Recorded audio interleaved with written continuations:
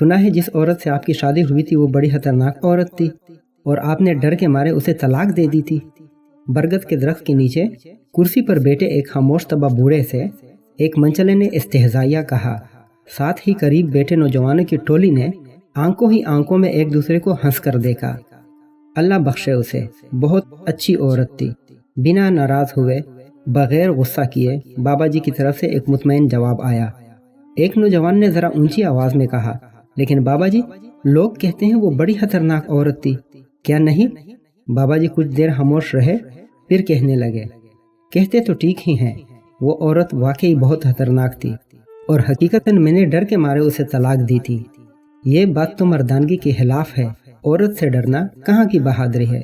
نوجوان جوشیلے انداز میں بولا، میں عورت سے نہیں ڈرتا تھا، میں تو اس سے ڈرتا تھا جس تک اس کی رسائی تھی۔ نوجوانوں نے حیرت سے ایک دوسرے کو دیکھا۔ ایسی عورتوں کو تو جہنم میں ہونا چاہیے، کہاں آپ جیسا شریف النفس آدمی، کہاں وہ عورت، اچھا کیا چھوڑ دیا۔ نوجوان کے لہجے میں غصہ تھا۔ میں بھی ایسا ہی سوچتا تھا کہ اسے جہنم میں ہی ہونا چاہیے تھا، تب ہی میں نے اسے جہنم جیسی زندگی دی تھی۔ بوڑھی آنکھوں میں اضطراب اترا۔ یہ تب کی بات ہے جب میں سرکار کے ہاں 1 روپیہ ماہوار پر ملازم ہوا۔ میری ماں چاہتی تھی کہ میری شادی ہو جائے، رشتہ ڈھونڈا گیا۔ ایک مونگ پھلی فروش کی بیٹی میری ماں کو بہت پسند آئی، سلیقہ مند، خوبصورت اور ایک دم خاموش طبع۔ مجھے اس رشتے پر اعتراض تھا کہ وہ ایک مونگ پھلی بیچنے والی کی بیٹی تھی۔ مزدور کی اولاد کو پیٹ کی فکر رہتی ہے، تربیت کی نہیں۔ تربیت بڑے گھرانوں میں کی جاتی ہے، جہاں افلاس آنکھوں کی روشنی چیننے سے قاصر ہوتا ہے۔ وہ کیا تربیت دے گی میری اولاد کو؟ لیکن وہ لڑکی میری ماں کو ایسی پسند تھی کہ ماں اس کے علاوہ کسی کا نام نہیں سننا چاہتی تھی۔ پھر وہ بیاہ کر میرے گھر آ گئی۔ رخصتی کے وقت اس کے باپ نے مجھ سے کہا، میری بیٹی سیدھی سادی ہے، اسے دنیا داری کا کوئی خاص پتہ نہیں، اگر کہیں چوک ہو جائے تو معاف کر دینا، لیکن ہے بڑے دل والی، اپنے سائیں کو خوش رکھے گی۔ وہ بالکل ویسی ہی تھی جیسی میری ماں نے بتایا تھا، سلیقہ مند، سگڑ اور تابعدار۔ بابا جی کی وہی گسی پٹھی بابوں والی داستان ہوگی۔ یہ سوچ کر 2 نوجوان اٹھ کر چلے گئے۔ بابا جی بولے، میری باہر دوستوں کے ساتھ صحبت کچھ اچھی نہیں تھی۔ ملازمت کے اوقات میں کھانا گھر سے باہر کھاتا، دوستوں میں بیٹھتا، رات گئے تک محفل چلتی، پھر گھر جاتا۔ وہ کیا کھاتی تھی، کیا پیتی تھی، کس حال میں رہتی تھی، مجھے کوئی پرواہ نہیں تھی۔ انہی دنوں میری ماں بھی دنیا سے رخصت ہو گئی۔ ایک روز میں جوئے میں بھاری رقم ہار کر جب تکا ہارا گھر آیا تو کہنے لگی، آپ تو کھانا باہر کھا لیتے ہیں، مجھے بھوک لگتی ہے، ہو سکے تو ایک ہی بار مہینے کا راشن ڈلوا دیا کیجیے، روز روز بازار سے خریداری نہیں کرنی پڑے گی۔ کیا؟ اس مونگ پھلی بیچنے والی کی بیٹی کی اتنی اوقات کہ مجھ سے مطالبہ کر سکے؟ مجھے طیش آیا، تم کسی بہت بڑے باپ کی بیٹی ہو کہ جو تمہیں پورے مہینے کا راشن اور خرچ چاہیے؟ اپنی اوقات دیکھی ہے؟ غصے میں آ کر اس پر ہاتھ اٹھایا اور مغالطات بھی بکے۔ میں یہ نہیں سوچ سکا کہ آخر اسے زندہ رہنے کے لیے روٹی تو ہر حال میں چاہیے تھی۔ وہ جسمانی اعتبار سے کافی کمزور تھی، مار برداشت نہیں کر سکتی تھی۔ پشیمانی تھی یا کیا، وہ 2 دن تک بستر پر پڑی رہی۔ مجھے اس کی بھی کوئی پرواہ نہیں تھی۔ پھر اس نے گھر میں ہی سینہ پرونا شروع کر دیا۔ ہاتھ کا ہنر اس کے کام آیا، یوں اس کی روٹی کا انتظام ہو گیا، اور میں یہ سوچ کر پہلے سے بھی زیادہ بے پرواہ ہو گیا۔ ایک روز ایک ہمسائے نے مجھے روک کر کہا، دن میں جب آپ گھر نہیں ہوتے تو آپ کے گھر سے باتوں کی آوازیں آتی ہیں۔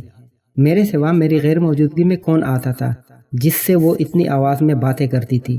میرا غصہ قابو سے باہر تھا۔ میرا بس نہ چلتا تھا کہ اسے جان سے مار دوں، لیکن میں بس ایک موقع کی طاق میں تھا۔ ایک رات پچھلے پہر کسی کے بولنے کی آواز پر میری آنکھ کھلی۔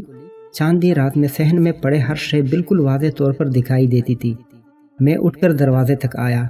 اب آواز زیادہ واضح تھی۔ وہ کہہ رہی تھی، سائیں، صبح ایک روٹی کے لیے آٹا گھر میں موجود ہے، وہ ایک روٹی کھا کر چلا جائے گا، یہ سوچے بنا کہ میں سارا دن بھوکی رہوں گی۔ میری روٹی جب تک تیرے ذمے تھی تو عزت سے ملتی تھی، جب تو نے اپنے نائب کے ہاتھ دی تو روٹی کے ساتھ بے عزتی اور اذیت بھی ملنے لگی۔ مجھے اب روٹی تو ہی دے، تیرا بنائے نائب تو خائن نکلا۔ وہ میری شکایت کر رہی تھی، لیکن کس سے؟ کون تھا جو اسے روٹی دیتا تھا مجھ سے بھی پہلے؟ میں نے باہر آ کر دیکھا، وہ صحن کے بیچ چارپائی پر ہاتھ میں سوئی دھاگا اور فریم لیے خود سے باتیں کر رہی تھی۔ وہاں کوئی بھی نہ تھا۔ میرے پیروں تلے سے زمین نکل گئی۔ وہ خدا سے میری شکایت کر رہی تھی۔ وہ اس لمحے مجھے کوئی اور ہی مخلوق لگی، کیونکہ وہ بہت کم بولتی تھی، لیکن وہ کس کے ساتھ اتنا بولتی تھی؟ آج مجھے سمجھ آیا تھا، وہ تو بہت بڑے باپ کی بیٹی تھی۔ کیسی عورت تھی جو افلاس کے ہوتے ہوئے بھی خدا شناس تھی۔ میرا جسم خوف سے کانپ رہا تھا۔ دن چڑھتے ہی میں نے سامان باندھا اور اسے اس کے گھر چھوڑایا۔ سسر نے طلاق کی وجہ پوچھی تو میں ڈرتے ہوئے کہنے لگا، یہ بڑی خطرناک عورت ہے، بڑے دربار میں میری شکایتیں لگاتی ہے۔ مجھے ڈر ہے کہ بادشاہ کو کسی دن تاؤ آ گیا تو میرا حشر نہ کر دے۔ حقیقت یہ تھی کہ میں اس کے ساتھ انصاف نہیں کر سکا تھا۔ اس کا باپ گھر کی دہلیز پر کھڑا تھا۔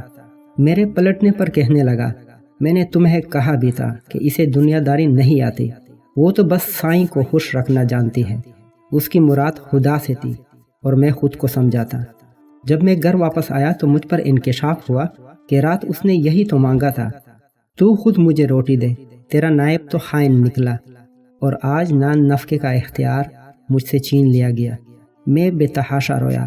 اس کا سائیں بہت بڑا تھا، اس کی رسائی جس تک تھی وہ تو دو جہانوں کا رب تھا۔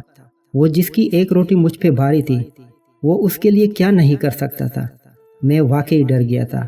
میں آج بھی ڈرتا ہوں کہیں میرے حق میں اس نے کوئی بد دعا نہ کر دی ہو۔ ٹھیک کہتے ہیں لوگ، کہاں میں کہاں وہ۔ بوڑھی آنکھوں میں نمی اتری تھی۔ میں کورے چشم اسے پہچان نہیں سکا۔ میں نہیں ڈرتا تھا، حالانکہ ڈرنا چاہیے تھا۔ اس کے سائن نے تو پہلے ہی کہہ دیا تھا، عورتوں کے معاملے میں خدا سے ڈرو۔ کہانی کے اختتام تک صرف ایک جوان بابا جی کے پاس بیٹھا تھا۔ کہانیاں بہت سے لوگ جانتے ہیں، لیکن حقیقت تک پہنچنے والا کوئی ایک ہی ہوتا ہے۔